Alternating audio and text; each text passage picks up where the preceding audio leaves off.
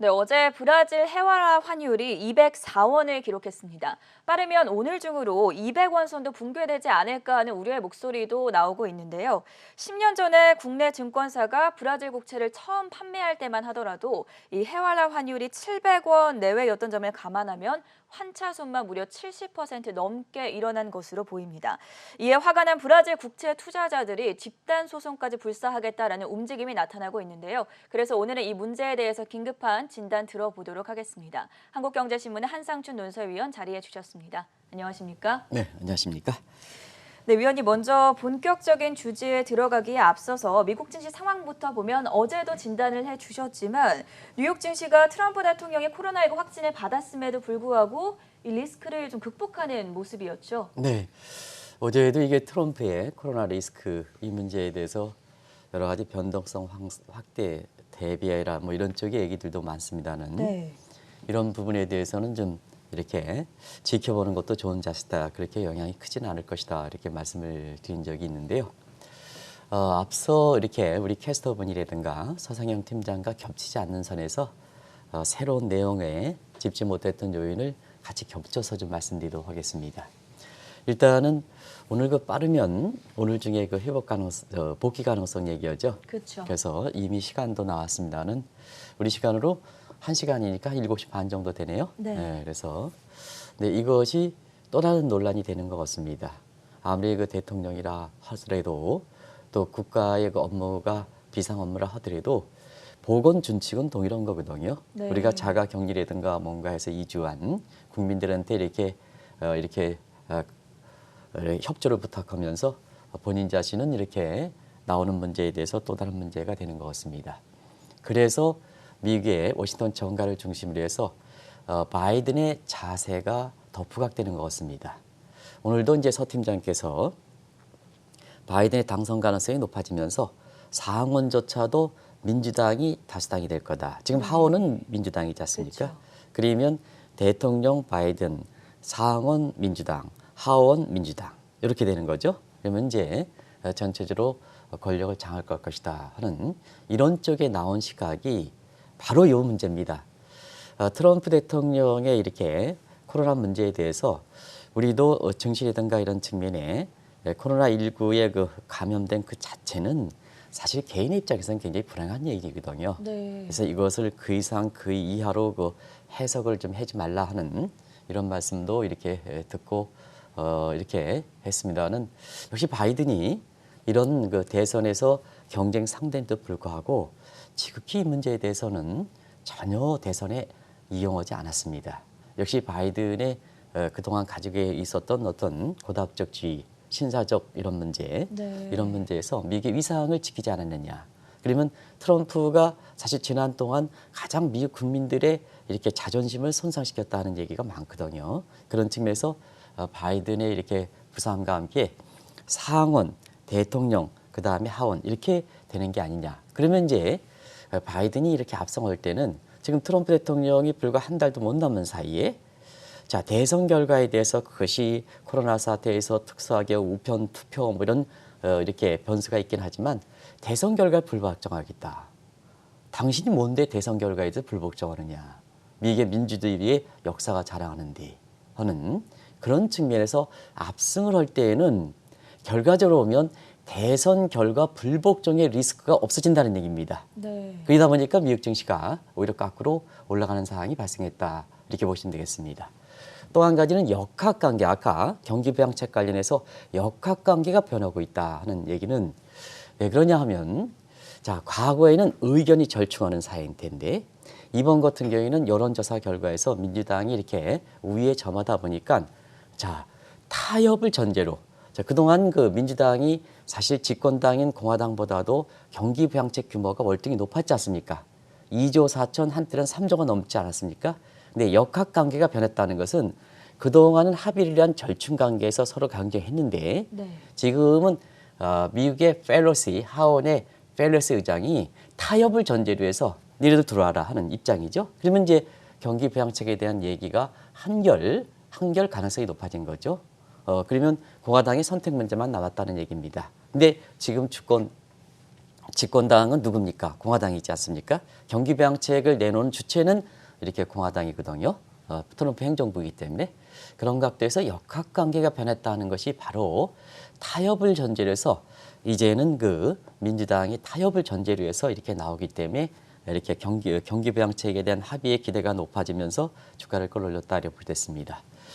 또 한 가지는 이렇게 트럼프 리스크인데 불구하고 9월 이기설도 이렇게 우리가 누누이 말씀드려서는 9월 이기설도 없다. 그리고 10월 달에도 그래도 괜찮은 증시가 될 것이다 하는 입장에서는 지금은 이제 미국의 그 월가 관심이 펀더멘탈 장세로 이렇게 변한 거 아니겠습니까? 그런 과정에서 경기 부양책에 대한 합의가 기대가 됐으니까 경기 부양 기대 높아져 주가 상승에 그리고 오늘 그 미국에서는 주요한 지표가 발표했죠. 네. 이렇게 고용 추세 지표란가 그다음에 서비스의 PMI 지수 전부 예상치를 상회하기 때문에 펀더멘탈 장세에서 경기 회복에 대한 기대가 높아졌다 이렇게 됐습니다. 자, 그러다 보니까 시청자 여러분 10월에는 누누이 말씀드렸습니다는 3분기의 기업들의 실적이 본격적으로 발표하는 어닝 시즌을 맞고 있습니다. 그리고 10월 말에는 대선 직전에 미국의 경제 성장률이 발표됩니다. 다 좋게 나올 거로 이렇게 보고 있습니다. 이것이 미국 증시를 이렇게 끌어올린 배경이다 하는 걸 말씀드리겠습니다. 네, 어제도 진단 말씀을 들어봤지만 뉴욕 증시가 트럼프 대통령의 코로나 리스크를 극복하고 오늘 상승 반전에 성공할 수 있다는 점 그 요인들에 대해서 먼저 자세하게 짚어봤고요. 오늘도 역시나 달러 인덱스가 떨어졌습니다. 코로나 사태 이후에 달러 투자자들도 손실을 보고 있는 게 사실이지만 브라질 국채 투자자들의 원성이 하늘을 찌르고 있다. 이 말은 무엇입니까, 위원님? 예, 저도 이제 한국경제TV가 경제 방송이기 때문에 증시의 그 초점 이외에 다른 주제를 많이 다루고 있습니다는 저도 그 요즘 그 미국의 대선이라든가 증시에 초점이 되다 보니까 증시 문제에 초점이 돼서 이 문제를 좀 제가 소홀히 했습니다. 근데 어제의 그 시청자분께서 저한테 문의가 어제 원 헤아래 환율이 204원까지 떨어지더라고요. 네. 근데 뭐 시청자 여러분 아시겠습니다. 이 문제는 국민 재테크로 부각됐던 브라질 국채를 감안하면 이 원 헤아래 환율이 왜 이렇게 많이 떨어지느냐 하는 이 측면에 좀 방송 좀 해주십사 하는 이런 말씀을 해서 오늘은 미국 증시 얘기는 뭐 어제 얘기한 대로 그대로 진행되니까 이 문제를 좀 말씀드리겠습니다. 실제로 그 시청자분이 이렇게 얘기하신 대로 딱 환율 문제에 있어서 이렇게 보면 뭐 달러가 약세다 하는 것은 계속해서 지적해 드렸습니다. 그렇죠. 실제로 보면 코로나 이후에 채권 그다음에 주식 그리고 상업용 부동산은 안 좋고 오늘 네. 한국경제신문에도 이제 해외 상업용 부동산에 대해서 굉장히 국내 그 증권사가 많이 투자했지 않습니까? 증권문화은행에 전부 이제 매각되지 않는 이런 쪽 가지고 기사 관련해서 여러 가지 의견이 나오고 있습니다는 그것이 금감원에 이런데 그 이렇게 하나의 이렇게 향후 어떻게 될 것이냐 하는 측면에서 기사가 나왔습니다는 사실은 코로나 이후에 모든 자산 가격이 올랐는데도 불구하고 그때 당시에 일부 그 은행이 겸부된 증권사의 증권사가 겸부된 은행의 회장께서 이 기축통화뿐이 없지 않느냐. 그래서 시청자분도 아시겠습니다는 코로나 직후에 달러 사라. 이렇게 해서 원달러니 1,300원, 1,500원까지 얘기 나왔는데요. 네. 실제로 이 방송을 통해서는 달러 가지 않습니다. 돈 많이 푸는 데가 어디 있습니까? 미국이 가장 많이 푸니까 돈 가격이 결국은 돈이 많이 풀리는 아무리 기축통화라 하더라도 달러는 약세가 되는 거고 상대적으로 덜 푸는 국가는 통화가 강세가 되는 겁니다. 이런 측면 경쟁국에 대해서 달러가 계속해서 떨어졌죠. 짧은 기간에 달러 인덱스가 103에서 93 레벨대로 떨어졌다는 것은 93년은 오늘 일이죠. 그리고 원달러 환율도 1285원에서 1165원으로 갔으니까 한 코로나의 3월 달 대비하면 지금 6개월 정도 되는데요.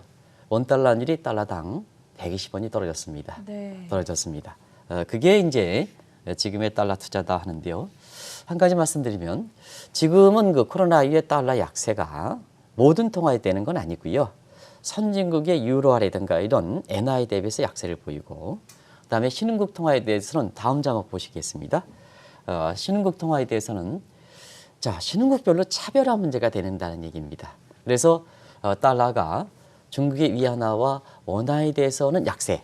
그러다 보니까 미 달러를 대비해서는 원화 강세, 위안화 강세가 된다는 얘기고 그다음에 달러를 기준할 땐 다른 통화에 대비해서는 사실 오히려 달러가 강세를 보이거든요. 네. 그럼 브라질의 헤아라를 본다면 미 달러의 약세를 보인다는 얘기죠. 그러면 이제 한번 보겠습니다. 자, 우리가 원 헤아라는 이종 통화는 직거래 시장이 개설되지 않았기 때문에 수학에서 보면 번분수 형태로 분자에는 원달러 환율, 분모에는 헤아라 달러 환율이 들어가거든요. 그러다 보니까 이게 번분수 형태죠. 그러면 분자의 달러와 분모의 달러가 약분되니까 분자의 원화와 분모의 헤아라만 남겠죠. 네. 이렇게 해서 이제 결정되는 이게 크로스 레이트 방식이다 이렇게 됐습니다. 그러다 보니까 이 통화대를 한번 볼게요. 시청자 여러분 같이 한번. 자, 분모의 원달러 환율은 달러에 대비해서 원화가 강세니까 자, 이게 원달러 환율이 떨어지죠. 네. 환율이 떨어진다. 원달러 환율이 떨어진 것은 원화가 강세되는 거죠. 그다음에 다른 통화, 중국의 위안화와 원화 대비해서 다른 신흥국 통화는 약세를 보인다. 그러면 헤어라 달러 환율은 올라가는 거죠. 그럼 시청자 여러분 한번 보겠습니다.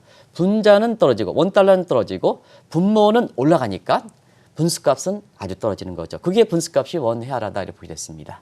그래서 얼마나 원헤아라가 많이 떨어졌냐면 작년 말에 원헤아라가 330원입니다. 네. 근데 어제 시청자분이 말씀대로 204원. 저도 이제 확인해서 이렇게 이 문제가 204원인데요. 자, 200원 초입게 떨어지고 있습니다. 일부 증권사에서 9월 말에 일부 원헤아라가 조금 회복되다 보니까 연말까지 이것이 회복될 가능성이 있습니다. 브라질 국채라든가 브라질 관련된 상품에 대해서 그렇게 이제는 저가 매수하세요. 저가 매수. 그때 당시에도 저가 매수할 필요는 없습니다 하는 이 말씀을 드렸었는데요. 오히려 조금 회복되다가 지금은 그때 수준, 그때가 207원에서 아마 230원까지 이렇게 되다가 지금은 204원까지 떨어지는 모습이거든요. 경우에 따라서는 오늘 중으로 이렇게 200원 정도 떨어지면 아마 국내 언론들이 이 문제는 앞으로 굉장히 크게 다룰 거로 이렇게 보고 있습니다. 그래서 오늘 중으로 200원 떨어지는 게 아니냐. 뭐 빠르면 이번 주로 떨어지겠습니다는 이게 오늘도 200원 떨어질 가능성이 있다. 시청자 여러분한테 이 문제를 지적해 주신 분들에 대해서 경제를 해설하는 입장에서 보면 감사하다는 말씀을 드리겠습니다. 보다 포괄적으로 증시 이후에 이런 시청자분이 갖고 있는 경제 문제에 대해서 포괄적으로 좀 이렇게 방송을 해드릴 것을 약속드리겠습니다. 이 문제는 제가 소리했던 문제인 것 같습니다. 원 헤알라 환율이 작년 말에 330원에서 어제 기준으로 204원까지 떨어졌고 오늘 중으로 200원이 붕괴되면 이 문제가 아마 더 대대적으로 다뤄질 가능성이 큽니다. 헤알라 가치가 이렇게 폭락하는데 여러 가지 요인이 있겠지만 아무래도 코로나 요인이 가장 크지 않겠습니까? 네, 지금은 이제 세계 경기가 코로나 경기라고 그러죠. 네. 올해 뭐 세계 10대 뉴스 할 땐 단연 코로나를 들겠죠. 그런 상태에서 브라질의 이런 경제의 실상을 반영하는 헤아라가 이렇게 많이 떨어지는 데에는 역시 코로나에 대한 제대로 대처하지 못하는 상태에서 이러한 영향을 미치는 것이 아닌가 생각합니다. 그래서 시청자 여러분도 브라질의 코로나 확진자 수라든가 사망자 수는 세계적으로 지금 계속해서 그렇죠. 이슈가 되고 있죠. 네. 이렇게 해서 우리 캐스터분께서 발빠르게 전해드리고 있습니다는 코로나 확진자, 사망자 관련해서는 미국, 그다음에 인도, 그리고 브라질을 많이 하는데요. 실질적으로 보면 미국에 의해서 확진자 수라든가 사망자 수는 세계 2위다 이렇게 보시면 됐습니다. 그래서 누적 확진자 수는 지금 미국과 그다음에 인도 이어서 사실 세계 3위죠. 근데 인도는 인구가 14억입니다. 브라질의 인구를 한번 보세요. 그러면 인구 대비해서 확진자 수가 아마 미국 다음으로 2위가 아닌가 이렇게 보고 있습니다. 네. 그리고 여기다 사망자 수는 미국에서 2위거든요. 미국에서거든요. 그런 각도에서 브라질 국민들 사이에서는 그때그때 일별로 코로나 확진자 수가 줄어들고 있는 이런 추세도 보이긴 합니다는 브라질 국민들 사이에서는 코로나 망국론이 확산되는 분위기다 이렇게 됐습니다. 어제도 말씀드렸습니다는 역시 코로나 문제는 종전에 볼 수 없었던 새로운 뉴노멀 디스토피아 문제이기 때문에 최고 통수권자의 역할이 굉장히 중요하거든요. 그래서 코로나 사태에 대해서 가장 잘못 대응한 이 대통령 중에 가장 첫 번째로 브라질의 보소나로, 그 다음에 여러 가지 의견이 엇갈리고 있으나 역시 트럼프가 그 다음이지 않느냐 이렇게 보고 있습니다. 네. 그래서 시청자 여러분도 아시겠습니다는 중남미의 트럼프가 누굽니까? 보소나로를 아지 않습니까? 그래서 공교롭게도 트럼프의 본명과 애칭을 갖고 있는 사람이 코로나의 최대 피해를 받고 있다 이렇게 보겠습니다.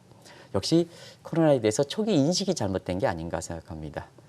트럼프 대통령도 아무리 백악관에 방역 시설이 잘 돼 있다 하더라도 국민 전체를 대표하는 통치권 아니겠습니까? 네. 그러면 본인이 물론 이제 뒤늦게 걸렸습니다는 사실 본인이 초기 당시에 코로나 문제에 대해서 이렇게 본인이 이렇게 안전한다 하더라도 미 국민을 위해서 거리두기, 마스크 이런 게 사실상 가장 선행적으로 이렇게 선도하는 이런 것이 통치권의 국민의 대변하는 입장에서 역할이 아닌가 생각하는데요.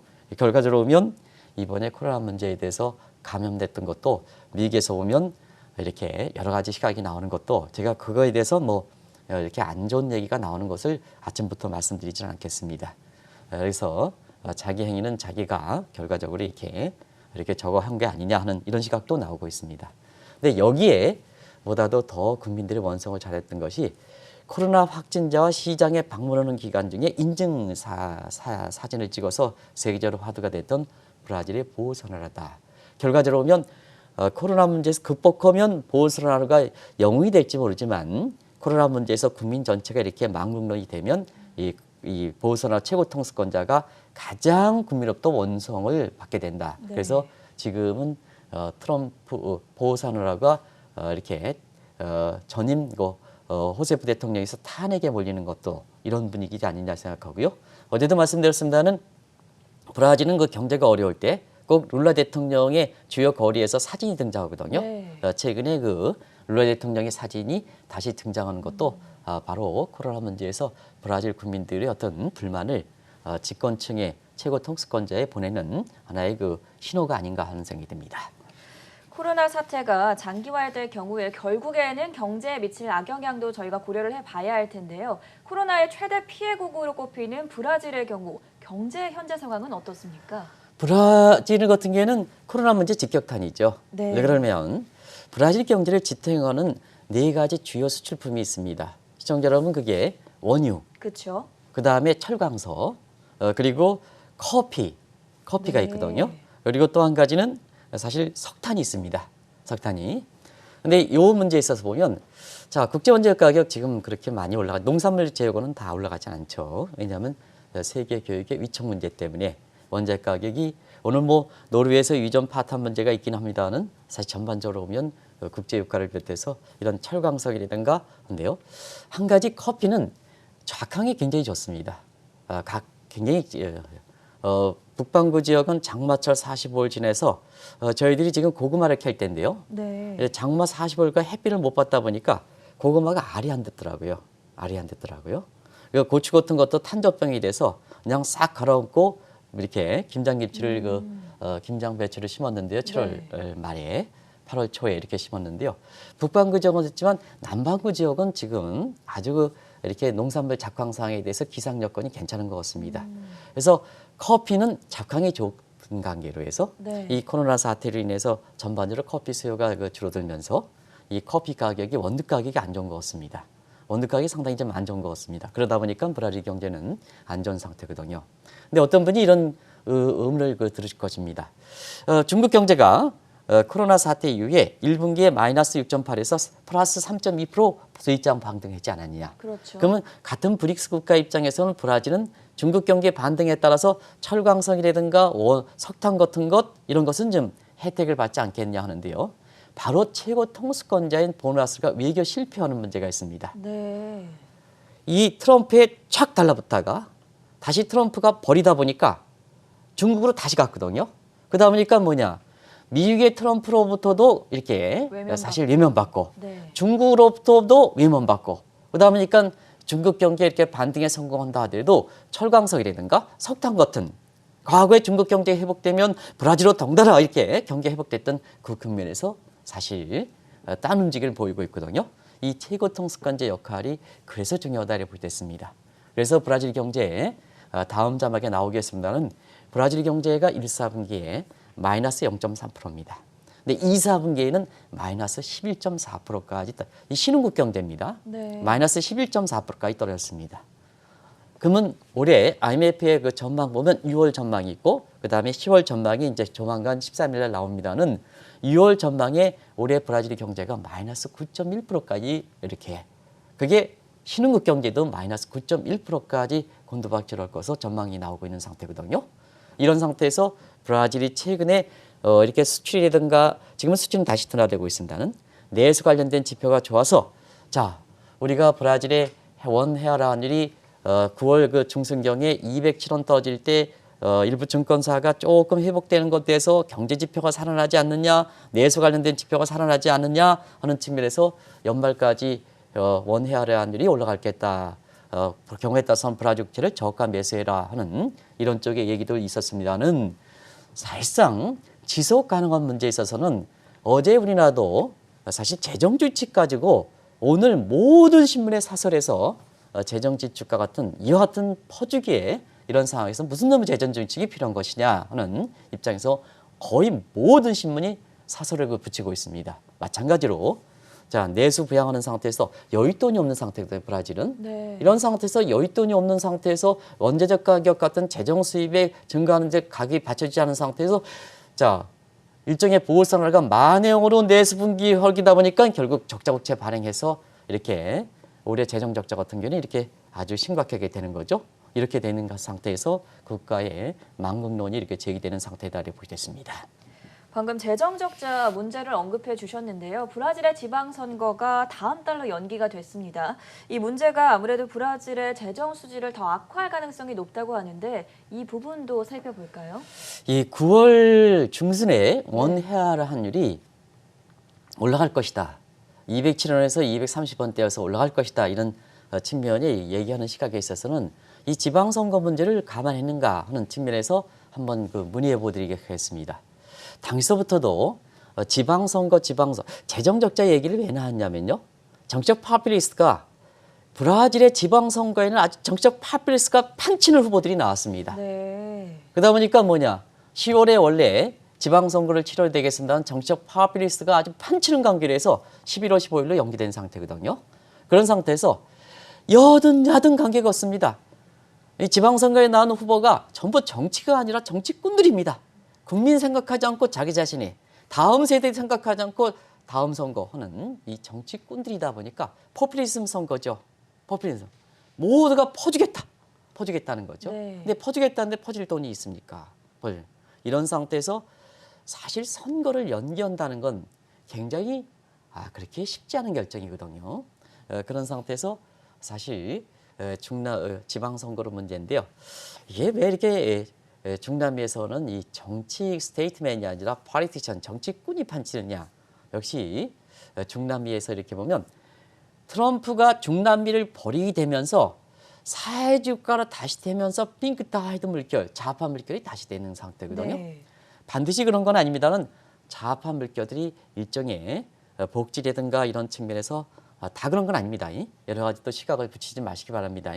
근데 퍼준다, 평등이다, 하향평등이동이야, 평등이다 이런 각도에 싸우다 보니까 결과적으로 브라질 지방선거에서 거의 모두가 정치꾼들이 나오다 보니까 재정 바탕 문제가 나오는 것이 아닌가 생각합니다. 그래서 중남미 전체 미국의 중남미 버리기, 핑크타이드 물결, 좌파 물결 해서 아르헨티나, 칠레, 베네수엘라, 브라질 이런 국가들이 나머지 국가들은 뭐 그렇게 치를 수 없습니다는 사실 그렇습니다. 그리고 또 한 가지 말씀드렸습니다는 올해 들어서 이 미국의 주가를 비롯해서 세계 증시가 올라가는 측면에 이런 적이 가려졌습니다는 네. 사실 신흥국들의 2009년, 2010년 달러가 제로금리 상태, 돈이 많이 풀려 정치꾼들에 해당되는 최고 통수권자들이 그때 당시에 신흥국들이 10년 만기 달러 표시 채권을 많이 발행해서 돈을 빌린 상태거든요. 네. 근데 10년이 되니까 만기가 돌아오지 않습니까?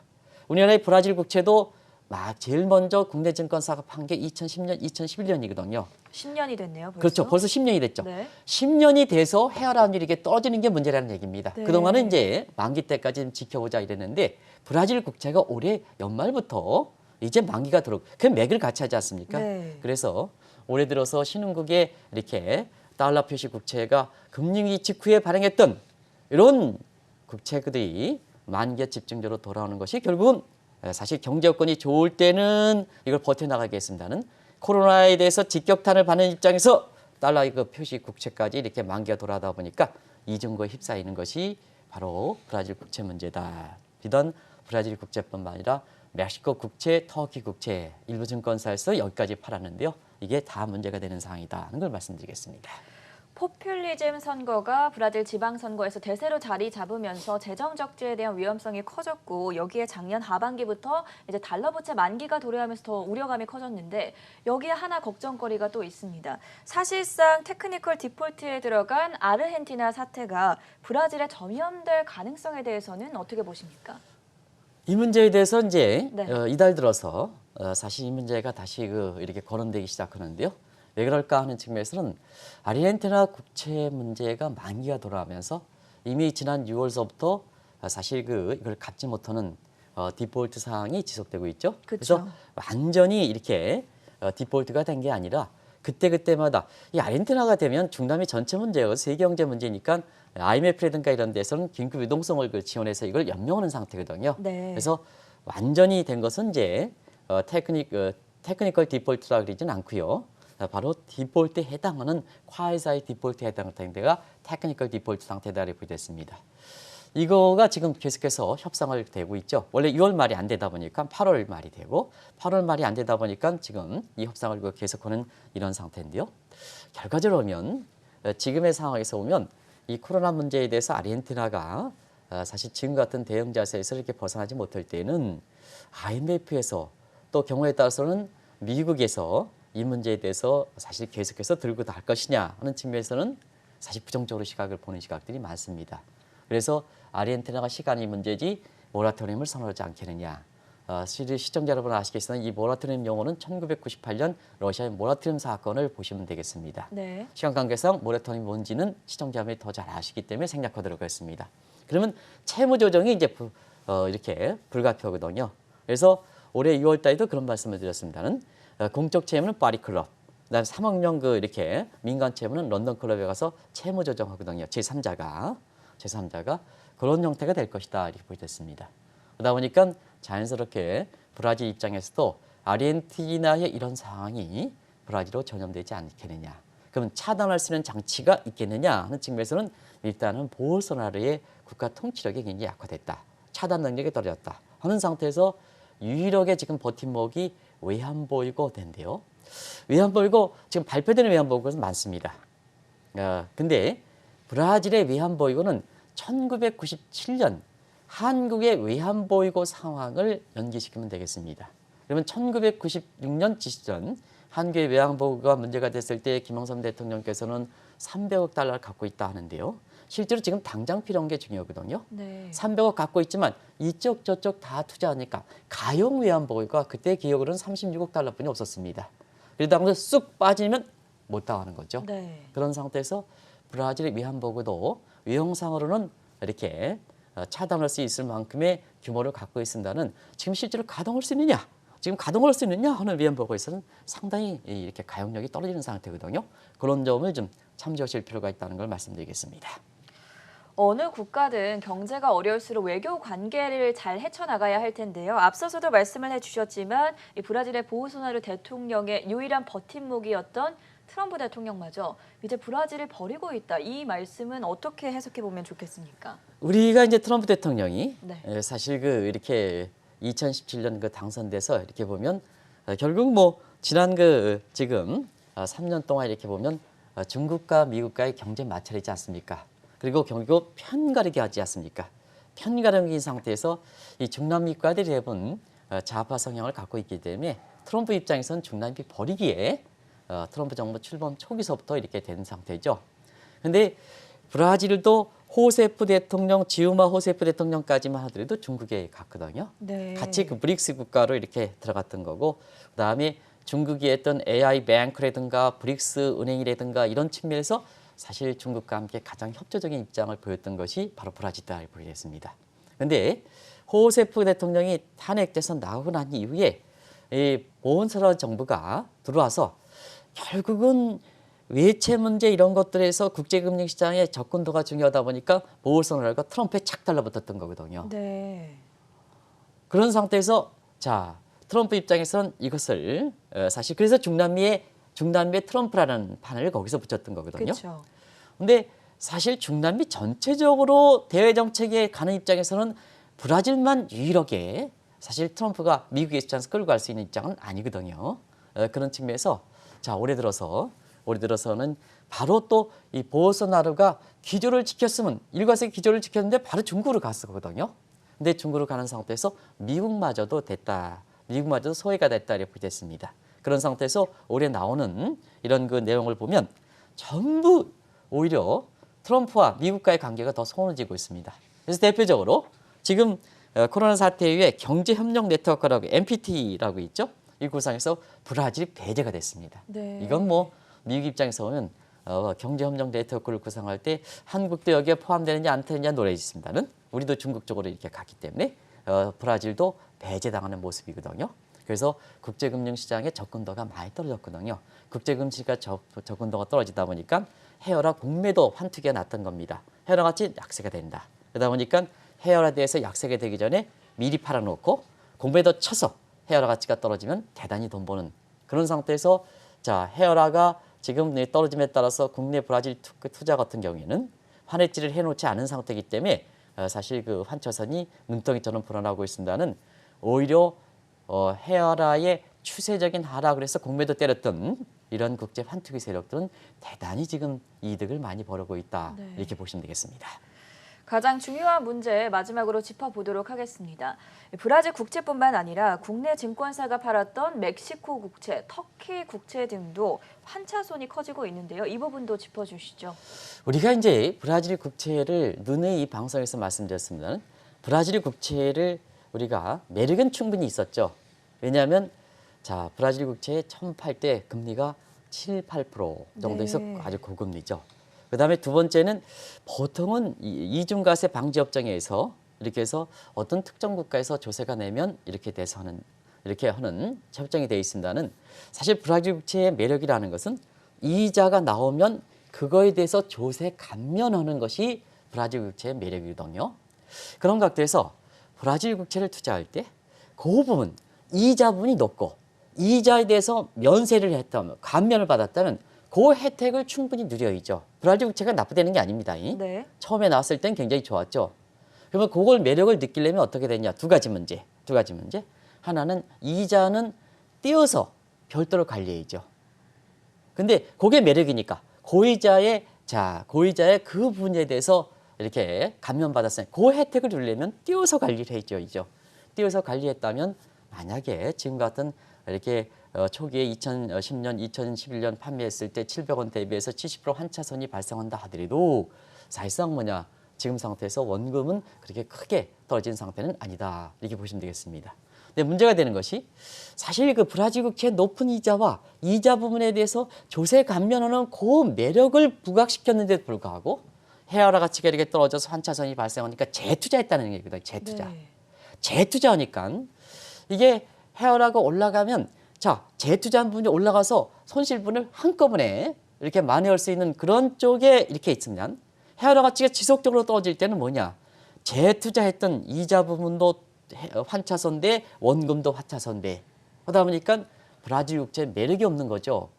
이자가 높고 그 부분에 대해서 감세하는 게 매력인데 재투자해 놓았으니까 네. 매력이 없는 거죠. 그런 상태에서 지금 상태에서 이렇게 악순환이 반복되는 거다 이렇게 보겠습니다.